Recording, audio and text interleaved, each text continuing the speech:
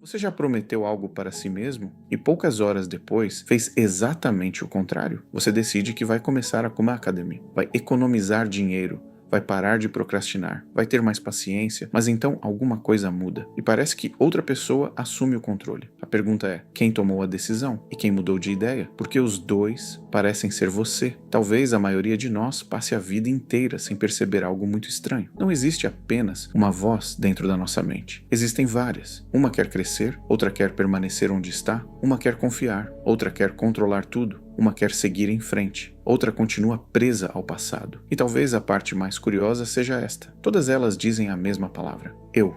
O medo diz eu. A ansiedade diz eu. A raiva diz eu. O desejo diz eu. Mas se todas dizem eu, quem é o verdadeiro? O pensador Gurdjieff observou algo interessante. Ele dizia que o ser humano não funciona como uma única pessoa. Funciona como muitos pequenos eus, pequenos personagens, pequenas vozes, cada uma com seus próprios desejos, seus medos, suas opiniões, e cada uma tentando assumir o volante da sua vida. Talvez isso explique algo que todos nós já experimentamos. Você entra em uma discussão, diz algo que parecia absolutamente certo naquele momento. Horas depois pensa: como eu pude falar aquilo? Ou então compra algo que nem precisava e depois se pergunta: o que passou pela minha cabeça? Talvez não tenha sido falta de inteligência. Talvez apenas outro personagem tenha assumido o controle por alguns minutos. E se observar bem, você perceberá que esses personagens estão mudando o tempo todo. Mas existe algo que não muda. Existe algo que percebe a vontade de desistir, percebe o medo, percebe a raiva, percebe a ansiedade, percebe o desejo de controlar. E também percebe o desejo de mudar. Existe algo em você que observa tudo isso acontecer. E talvez esse observador esteja mais próximo de quem você realmente é do que qualquer um desses personagens passageiros. Porque os personagens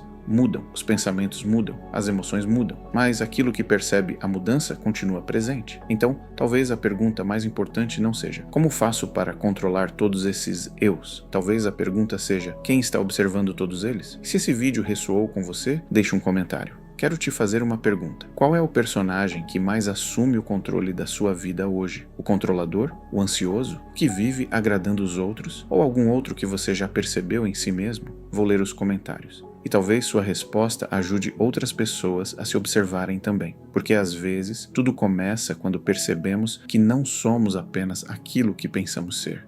No próximo vídeo, será que você está preso em uma identidade que nem sequer é você?